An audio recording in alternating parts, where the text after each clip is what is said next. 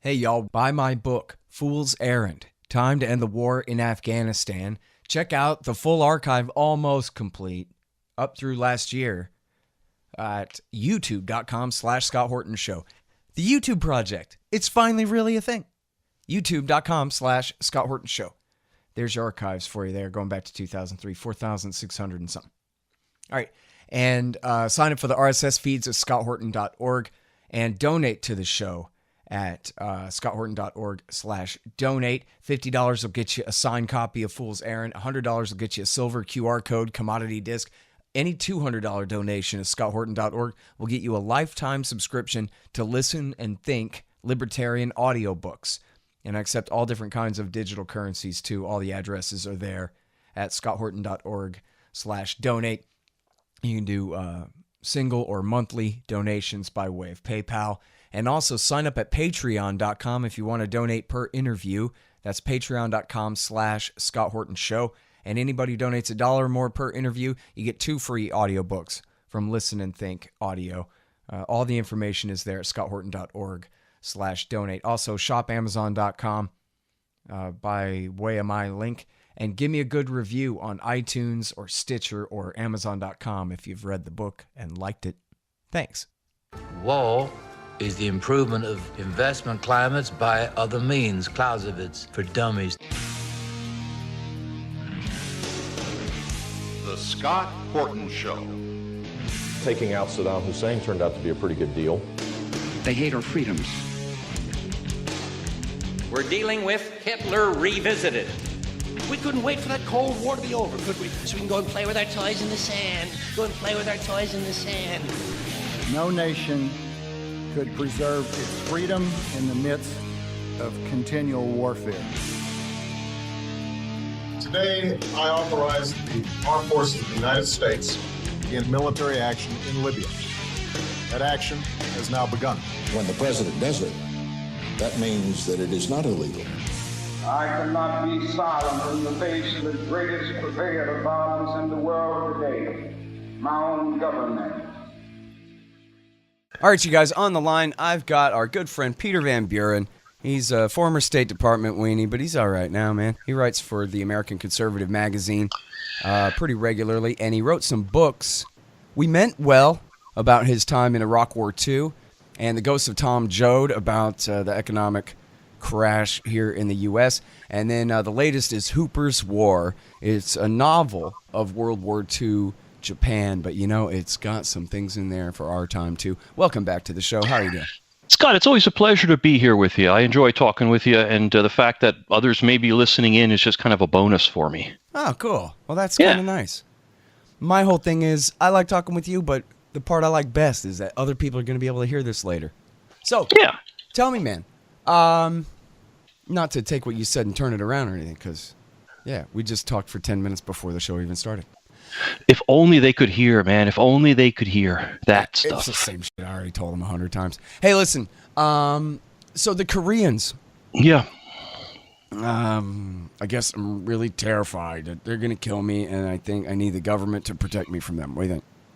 Well, no. Actually, I'd like to take in the spirit of the Olympics, I'd like to take a short victory lap, because for the last year or so, actually much longer, but in kind of the spotlight, for the last year or so, I have been writing in a number of places saying that we are not moving closer to war with North Korea, and that the media, which has been telling us this is happening in the guise of Trump is going to kill us all, simply are turning this into another political chew toy that they can use to blame Trump for things that really aren't happening. Now, quick caveat as I take my victory lap and saying I was right and they've been wrong, is to say that simply commenting as objectively as it's possible, given my hangover, on world events does not mean I'm defending Trump. The world is not painted as black and as white as all that. We need to talk about international events objectively, and we need to say what's happening, whether that ends up looking good, bad, or indifferent towards whoever happens to be in the White House. And in this case,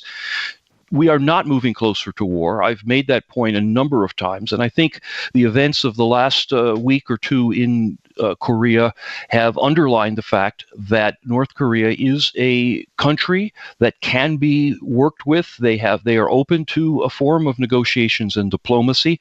They're obviously better at it than we are, given the way that they have successfully manipulated the Olympics to present themselves in a more positive light and to build that connective tissue with South Korea that's so important in diplomacy.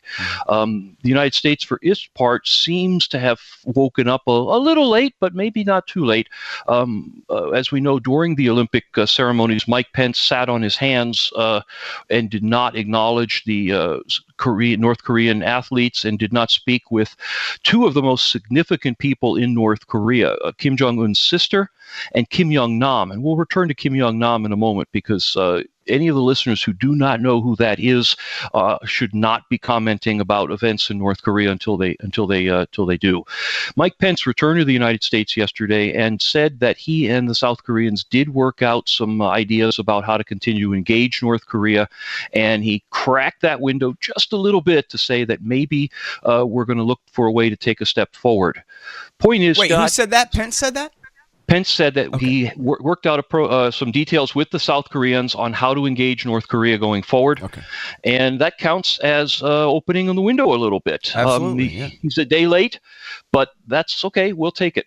Hey, listen, I want to bring up something stupid just to dismiss it, but it's really big in the news right now and, in the context of the Olympics and everything. And that is that Kim Jong-un's sister, as you mentioned, was sent down to the South to, be a presence here. And she's kind of pretty and whatever. So then the mainstream media hairdos, the TV anchors, they know nothing about anything, right? So they go from full 100% demonize Korea, because that's their marching orders mode, to, wow, I'm looking at a North Korean and they look just like regular humans. Oh, my God, and this one's actually really pretty. So then they go completely overboard with, wow, North Korea must not be that bad of a place after all. And what a great lady she is, because if she's pretty, she must be great, and this and that. But then, of course, the right-wing reaction to that is, nuh-uh, North Korea is really bad, and she's really bad. And there you have a totalitarian system. And we hate them, and blah, blah, blah. They don't seem to have a point other than... I must have saw on Twitter 20 references to Walter Durante yesterday. That's, for the audience, the New York Times reporter who denied Stalin's deliberate famine inflicted on the Ukrainians in the 1930s. And they go, see, American media, they just love communism and they love totalitarianism and blah, blah, blah. And they're all missing the point. That, Korea's bad, whatever, North Korea. That's why we want to talk with them. That's why we need to talk with them. That's why we need to encourage the Sunshine Policy and for North and South to get it together. That's why we need to drop sanctions on them and encourage them the same way Nixon and Kissinger did with Mao Zedong, and to get rid of communism and move into the 21st century, man. You guys need to save up some capital. I don't know. And then, but you have the right versus the left, or you have the right versus, brainless CNN hairdos, and the narrative gets all skewed away from the real point, which is what you said. Hey, look, a window cracked open for real negotiations. That's the only thing that matters here. Yep. So, as if we needed another reminder of the utter shallowness of the American mass media. Yes, they were happy enough to provide us with one. You didn't mention, and then we'll get to serious stuff. You didn't mention the North Korean cheering squad. The North Koreans sent down 230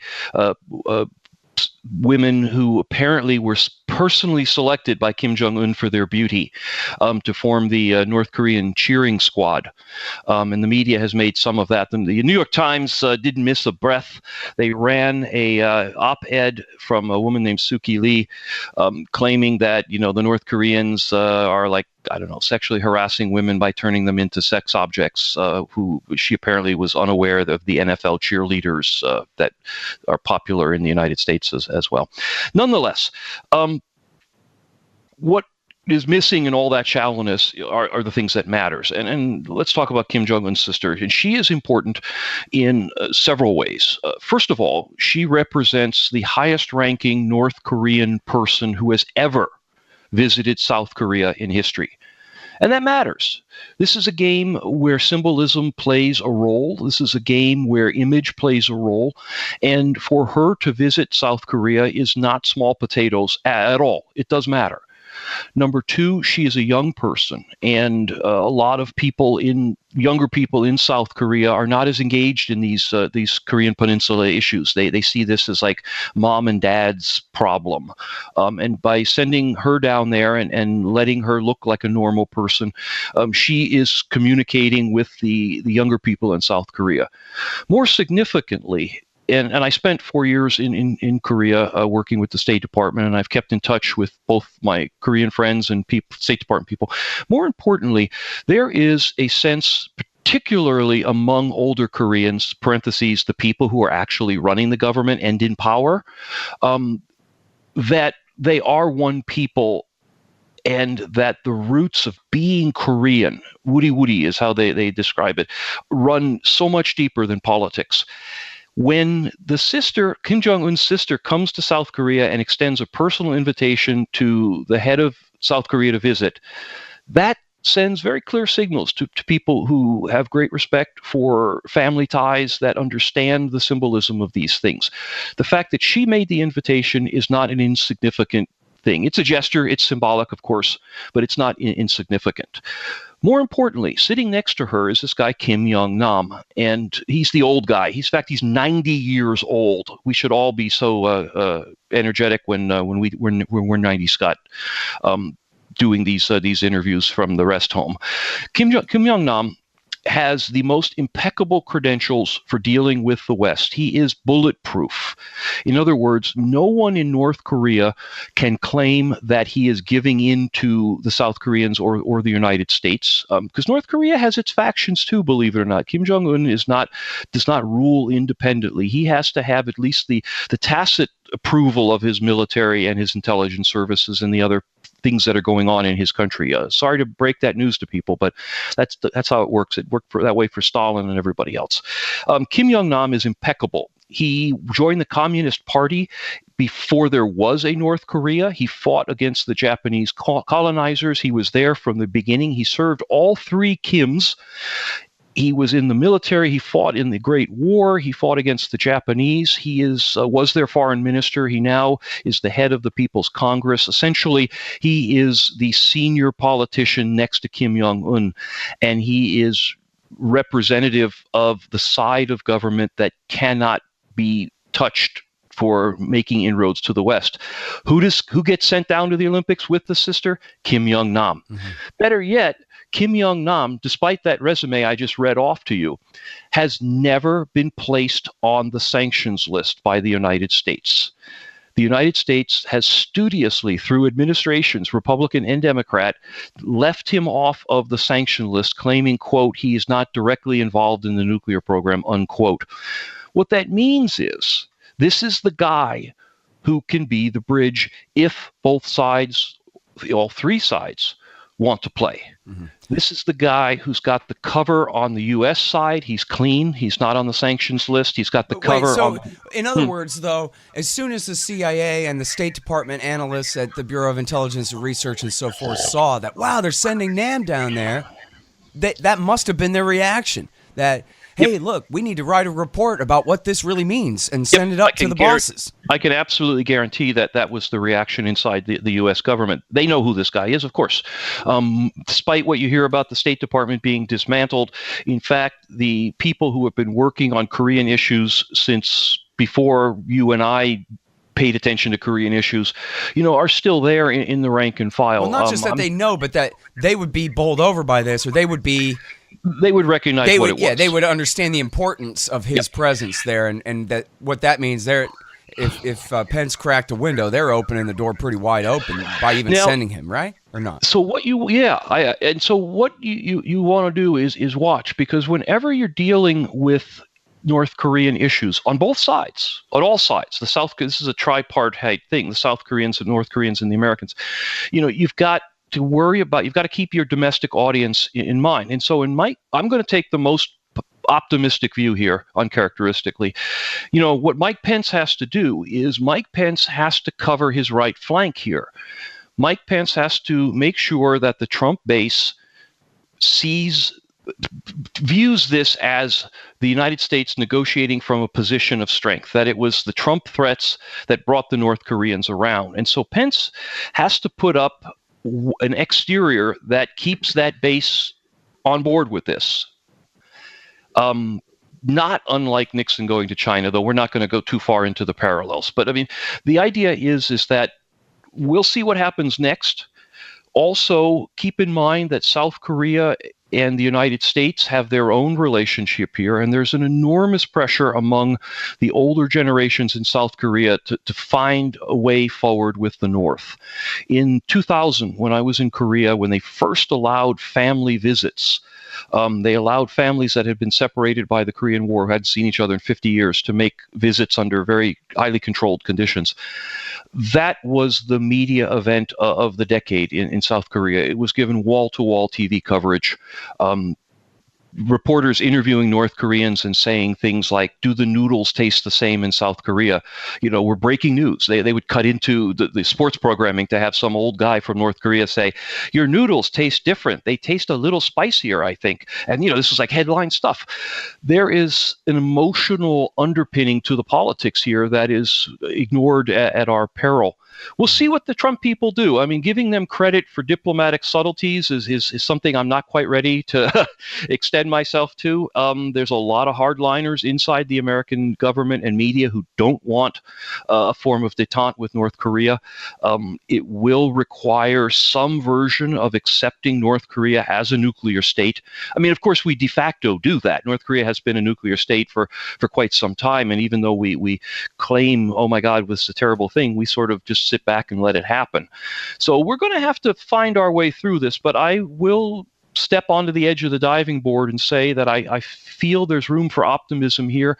I feel there's a path forward if at least two of the three sides want to take that path forward, and I haven't seen that path forward existing for many years. Yeah, wow, man, I'm really happy to hear your spin on this. You know, obviously there have been a lot of wasted opportunities, so I don't really know. I guess, like you said, the fact that Pence commented that, yeah, actually we are working on maybe the next step here should be a huge sigh of relief there. Let me ask you, I forget if you said in the article, and I didn't mention the article, man, I'm sorry. It's at the American Conservative, you guys. Don't be cynical about an Olympics detente with North Korea. You say there which years you were there? I was in South Korea from 1997 to 2001. Oh man! And then right before the history I want to ask you about. Well, go ahead and ask me about it. Well, so let's talk about the agreed framework for a second. I mean, you were there during the agreed framework.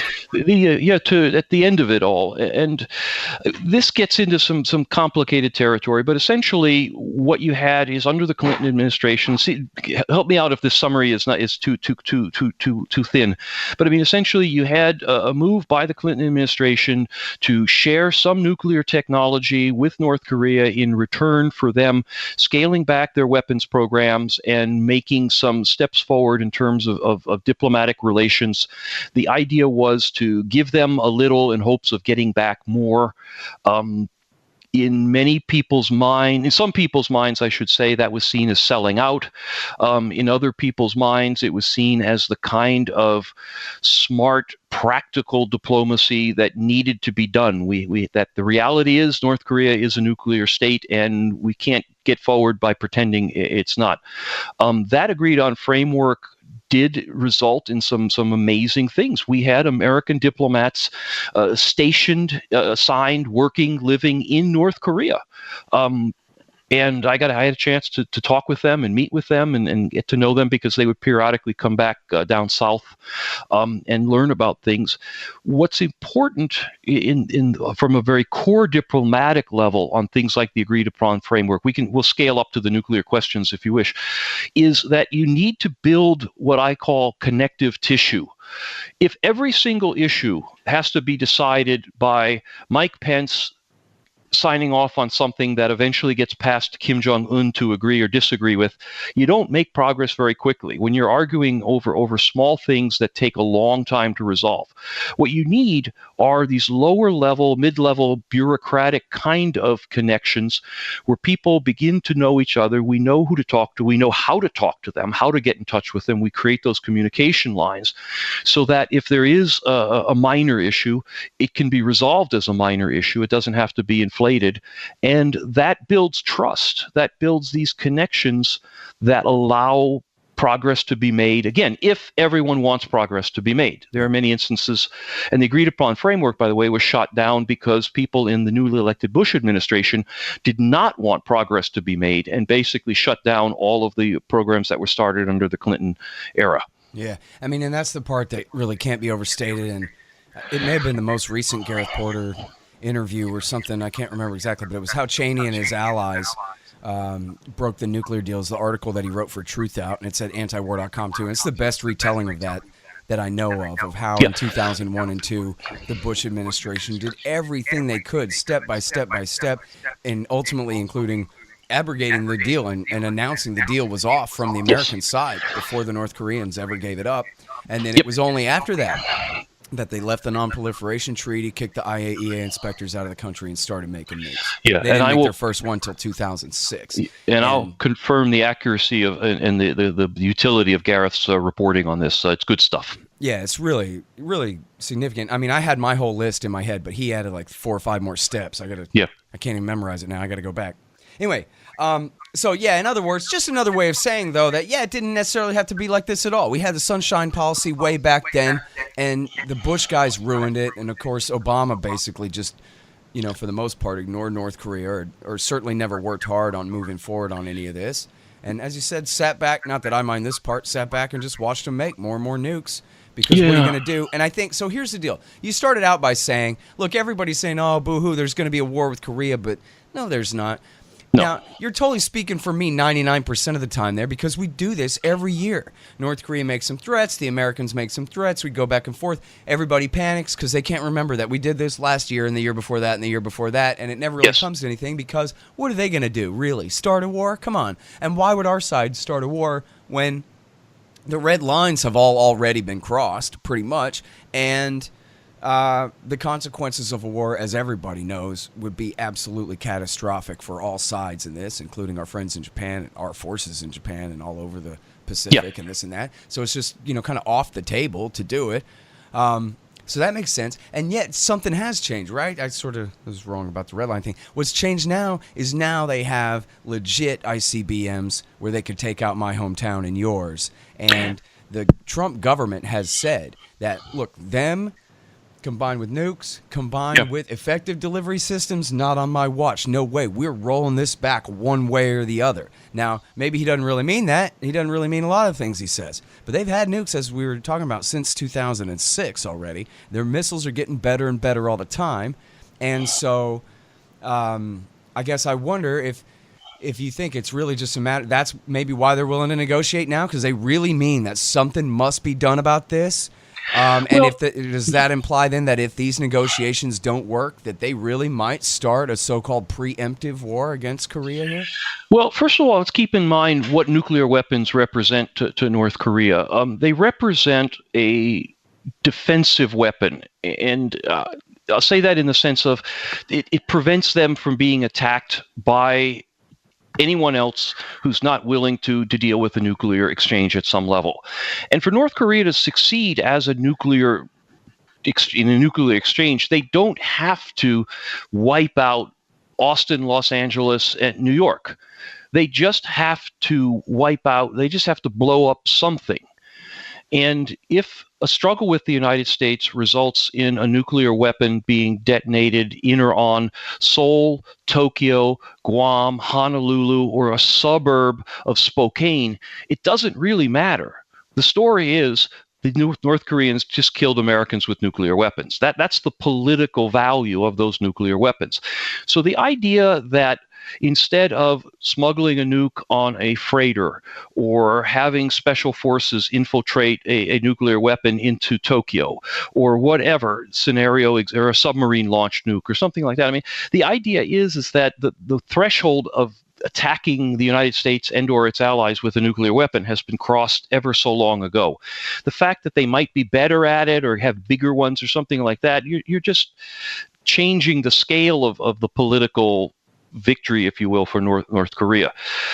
At the end of the day, North Korea is a nuclear power. Wait, but you're saying that that's what the National Security Council thinks too, what you just said. I hope they do. I hope they recognize that a nuke going off and taking out any part of America or its chain of allies is sort of the thing that matters. Yeah. Well, Lindsey Graham says, well, hell, I mean, it would be over there, not here, so. Yeah, I mean, that's nice for Lindsey to say, but if the United States wants to retain any credibility as an ally and protector, it would kind of have a hard time working around the fact that it just watched, a quarter of Tokyo disappear. Because that's the idea is that we lose more politically than they do, I guess. I mean, the idea being that those weapons prevent them from being used. This is classic deterrence, is the bottom point here. So the idea that North Korea is negotiating from what they consider a position of strength is not a bad thing. That gives them some flexibility. If they feel they have more than they really need, that gives them something to bargain down from. Yeah. If you're trying to negotiate with them when they've got, theoretically at some point in history, one working nuke that they'd have to FedEx to antiwar.com to set off, then they don't have a whole lot to bargain with. Right. If they have stuff that they can afford to give away, I mean, the United States and Russia did this all through the Cold War. We developed new weapons, and then we give away something else, usually the older stuff, to make it look like we're heading towards peace. The point is, North Korea is a nuclear power. It has been a nuclear power, and the United States has tacitly acknowledged that the same way we acknowledge India, Pakistan, Israel, China, Britain, France, and everybody else who has nuclear weapons. And it's simply time to say that's the starting point now. North Korea is a nuclear power. Where are we going forward from there? Hey, people keep telling me, man, you got great show notes on your show nowadays. And that's all thanks to Damon, who's doing the great editing and posting of the interviews. So everybody make sure and check out, even if you're just signed up to the podcast feed, make sure and check out the entries at libertarianinstitute.org and at scotthorton.org for all the great show notes. He's doing a really great job on that. And now, here's the sponsors of the show that makes the show possible, so you should help to make them possible. That's Zencash, zensystem.io, a great new digital currency. It's also a secure messaging app and all this great stuff. You can read all about it, zensystem.io. And then Mike Swanson is really my best sponsor, and in two ways here. The War State, first of all, which is a great history of the rise of the military-industrial complex after World War II. And then also his investment advice informed by great libertarian economic theory. That's all at wallstreetwindow.com.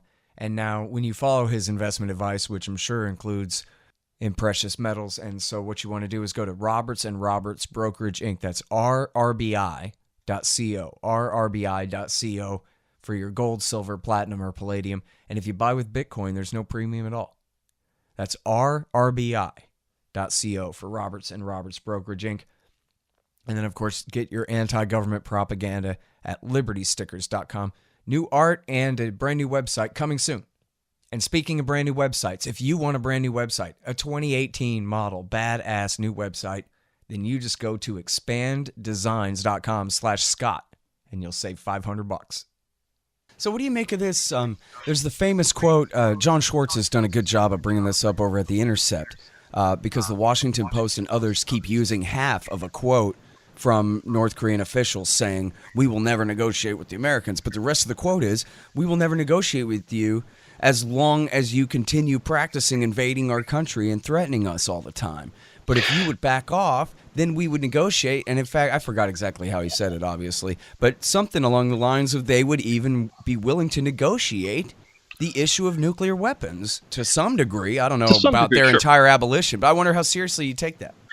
It's interesting because this has always been something the North that it really bugs the hell out of them. The United States and South Korea usually once a year hold very large scale military exercises, usually way beyond what we normally do in terms of practice and things like that around the world. This is pretty serious stuff. And there's all sorts of things that go on throughout the year that are very provocative to the North Koreans. One thing to watch now is what happens with the next with these exercises. The United States agreed to, quote, postpone the latest round of exercises in honor of the Olympics. That, again, is a very interesting signal. What happens next will be very interesting. The United States, for example, has the option to say, well, we postponed the last set, so there's no need to do that again. We'll catch up when the next set comes around in a few months, and leave that gap in there. That's one thing that could happen. That would be a very positive signal.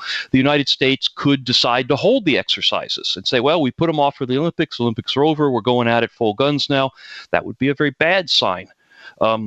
And the third thing would be what we've done in the past, which is scale these things back, and scale them back in ways that signal to the North Koreans we're obviously doing something different this time. And they watch these things very closely.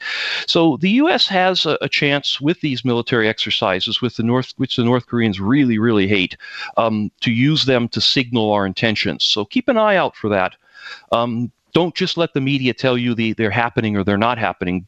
Go one more paragraph deeper and see if you can pick out whether the United States is scaling up, scaling down, calling them the continuation of the postponed ones, new exercises. All those words are they matter, and they're all part of the signaling that goes on behind the scenes. So keep an eye out for that. Right. All right. Now here's something I can't get over because they got A bombs and they claim they have H bombs, which may be some kind of, boosted A-bombs or half an H-bomb type of a thing. But other than that, we are talking about one of, if not the poorest country in the world. I mean, you're right up there with Somalia and Yemen under American bombs right now. And America's the most powerful government, country, nation state that's ever existed. And so can we not afford to deal from not just a position of strength, and there's no question about strength. Can't the Americans afford to be completely magnanimous with this? I mean, if it was me, I would just send Dennis Rodman and the whole crew and just let's be friends. Drop all sanctions. Stop practicing invading. Stop threatening them. Give them, like Kennedy did with Cuba, a guarantee to not invade. And look, we're just going to do like Nixon with Mao. We want to trade. Put Donald Trump on Air Force One and just start flying it straight for Pyongyang. What are they going to do? Shoot him down? Land at the airport, demand, take me to your leader. I want to shake his hand and have some dinner. Scott, I mean, we're hippie, sissy boys and, peace and love and unicorn farts. I skate vert. And, I agree with you. I don't quite, like Cuba, I don't quite understand how this hair got buried so far up America's ass that we can't figure out. I mean, what are we still mad about? In other words, North Korea exists. It's going to continue to exist. It is a nuclear state. Where do you go from that? What you want to do is de-escalate the chance of conflict. If you want to weaken the Kim regime, why not open relations in a way that we've seen in the past with the Soviet Union, with other dictatorial countries, where you start to pry open that society. I just don't know what the value of sanctions that keep a country on the edge of starvation actually is in terms of geopolitical progress if our goal is to reduce the risk of conflict in Northeast Asia. Well, maybe that's your big false premise. You're assuming too much, right? We do this all the time, don't we?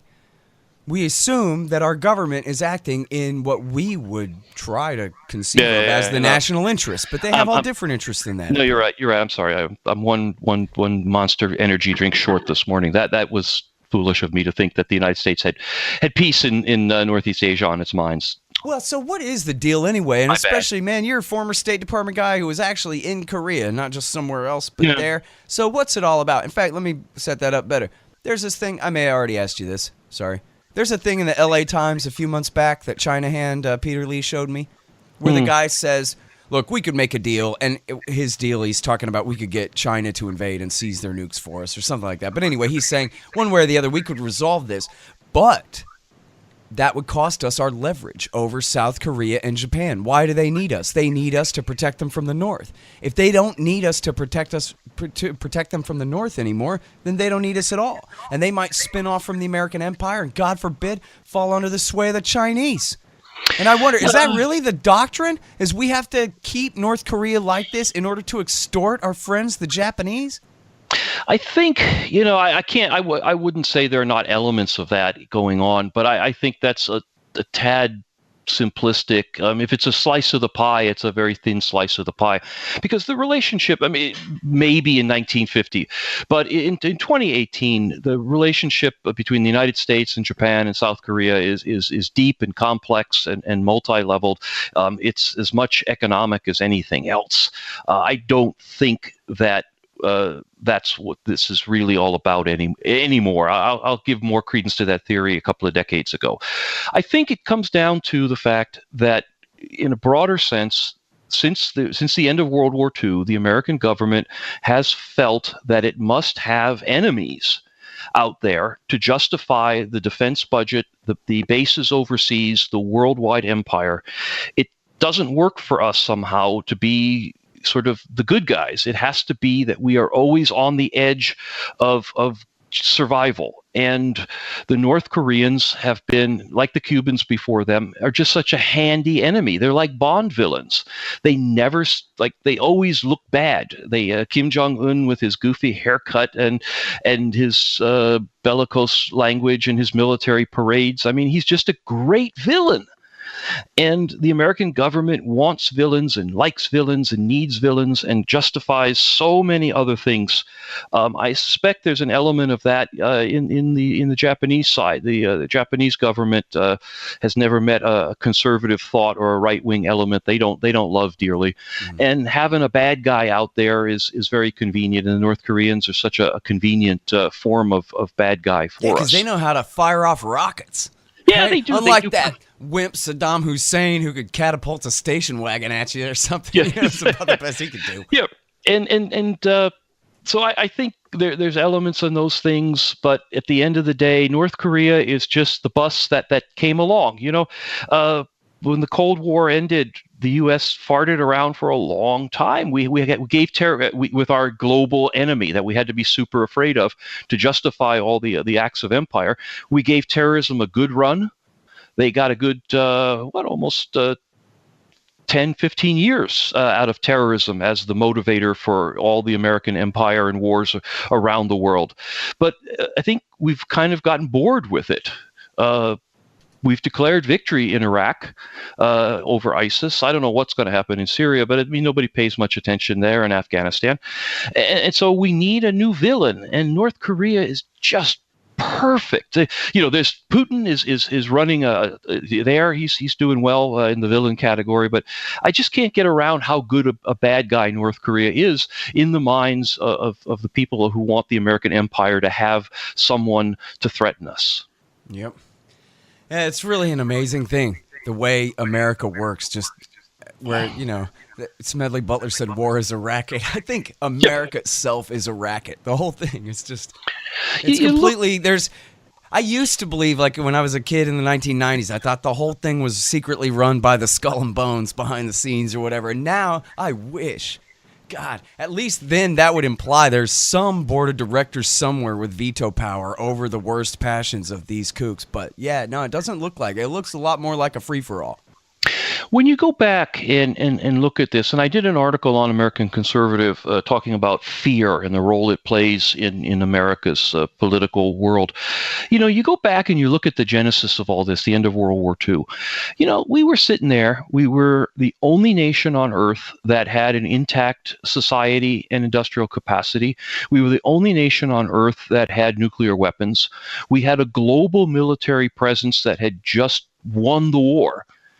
And the very first thing we did was create new enemies as quickly as possible and reconfigure that the Soviet Union, which had just lost, 12 million people or something in the war against the Nazis and was decimated, we instantly reconfigured them as an immediate direct threat against the survival of the United States. That was kind of our first gesture in the post-war period. It was not to say, wow, we're pretty much top of the mountain here. Right. Doesn't look like anybody can really challenge us in any significant way. Oh my gosh, that's not going to work out. Let's get the Russians on board here. And we quickly changed that into a global conspiracy. We threw the Chinese in there, and then that quickly led us into Vietnam and all the terrible things that happened along the way. I think that pattern of needing that bad guy has really ingrained itself in how the American government, if you will, works. And as we fit North Korea into that, they're just kind of the bus that we got on. It could have been somebody else, but North Korea just can't stop winning for us. Yep. And back to that Gareth Porter article when he goes through step by step how the Cheney cabal and the Bush Jr. government forced them out of the deal. Back then, it was all about selling anti-missile missiles. I mentioned Saddam Hussein's Scuds there. Yeah, you can sell some Patriot missile batteries over that, but that's nothing compared to the real anti-nuclear ballistic missile business. Yeah, we'll have a new improved version coming up soon, so stay tuned. We're talking hundreds of billions of dollars when it comes to Star Wars and all this stuff. Keep in mind the other role that North Korea played for the Bush people was to enlarge their war view. They were really, when the Bush people were dismantling the agreed upon framework and the other initiatives the United States extended to North Korea, they were really, their real goal was preparing America for war with Iraq. And they kind of wanted to distract a little bit, I guess, or broaden the picture. I'm not sure the right way to phrase it. But remember, North Korea was tossed into the so-called axis of evil by George W. Bush. They were grouped alongside Iraq and Iran. The Bush people had no intention of invading North Korea, but I think they wanted to make it look like they were on a global quest, not just hoping to beat up on Iraq and maybe score against Iran. So North Korea served that bad guy, Bond villain role for the Bush people. Hey, fun coincidence. It's one of the Davids, David Frum or David Corn, who is now a ardent anti-Trumpist, was the guy who wrote that Axis of Evil speech. So small world. Frum. Frum, Corn is the kook from Mother Jones. The Democrat. Yeah, right. Sorry, I get him. David Frum. Yeah, and he's also the author of The Right Man, the hagiography of George W. Bush, and An End to Evil, which he co-wrote with Richard Pearl about taking over everything. And in fact, one more thing about that, and I admit I can't find this. I've looked, and maybe I should ask John Schwartz because he's just the absolute encyclopedia of this stuff. But I could swear to you that I read a story that Frum got the phrase from Pearl to put it in Bush's speech. Really? And that originally it was Iran, Iraq, and Syria. But then it was too obvious that they were simply agents of a foreign power, Israel. Yeah. And so they said, you know what, throw in North Korea to confuse the issue a little bit, make it sound like it's something other than just what Ariel Sharon wants. Yeah, that makes sense. And again, you can't go wrong with North Korea making them the bad guys. They will rise to the bait. And the fact that they are such a closed society means that you get to say whatever you want about them, and there's really not much of a chance of rebuttal. This is, I think, one of the things that was so deeply amusing, and circling back to our chat about Kim Jong-un's babylicious sister there, is that, finally the media found something nice to say about North Korea that they couldn't really, because the stories are all the same. One of these days, I'm going to write my North Korea story and be famous without ever going there. But because all the stories are the same. These journalists who get these visas, they go to North Korea and they write the same story every time. It looks nice, but just behind the facade, they're starving to death. And we went to an amusement park, but it's only available to the elites. And don't believe what you read; it's still a terrible place. And here's a picture of a dirt road I secretly took from the bus. They all write the same story, and they all get published, and they make books out of it. So I'm not even going to bother to travel there; it's too far. I'm just going to write that story. And get famous. Yeah, write the same one 100 times over, like you said. Yeah, too. Exactly. And so there's one exception to that, of course, which is Doug Bandow, who always comes back and says, "I'm not afraid of them." I don't think the South Koreans should be. I think they could defend themselves without us, since their economy is, 25 times the size of the North Korean economy, and their army is twice the size. And what are we even doing on the peninsula at all anyway? But Fair that's enough. Doug. Yeah, and he didn't get a book deal. So let's just stick with the amusement parks are only available for the elites, and don't believe anything you see that looks good. So the fact that there's never a counter narrative about North Korea makes them just so easily available. They don't spend money. They don't have a lobbying force in the United States. They don't have expatriates that say nice things about them around the world.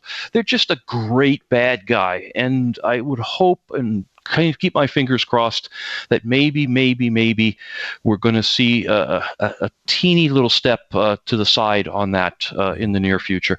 I hate to say something good about Trump, but he's the kind of guy you can just imagine him going for the big play. The guy who's looking at his place in history, and he looks back and there's Nixon, right? Nixon's remembered for being a scumbag warmongering freak and for opening China.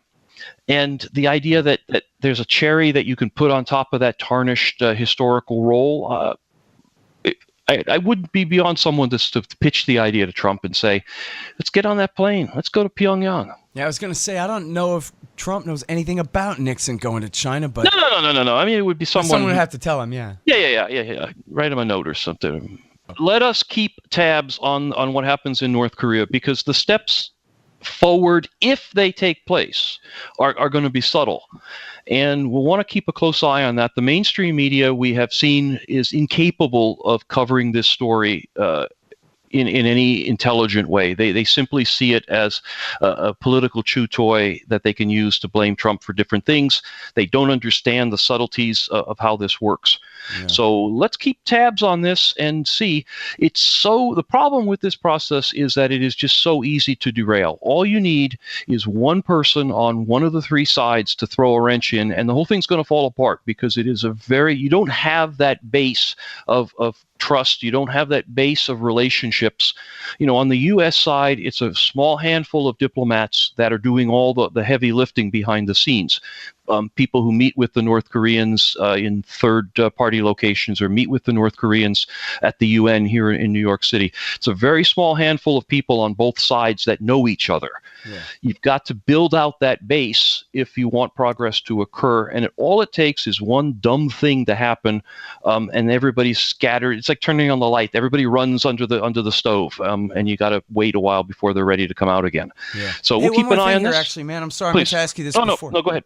Yeah, if you just add into what you're saying here about the future of South Korean talks with the North, it seemed from here that they're sort of worried about the tone that Trump was taking and that kind of thing, and they sort of started their own bilateral thing separately, or not?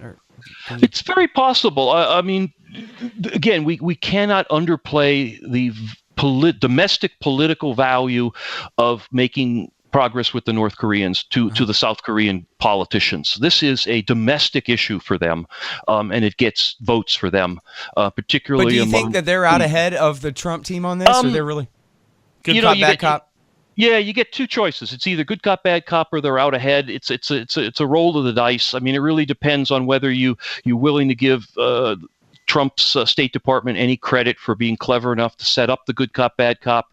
If you are, then I'd go good cop, bad cop. If you're a little more cynical about it, then the South Koreans are out ahead. I think the U.S.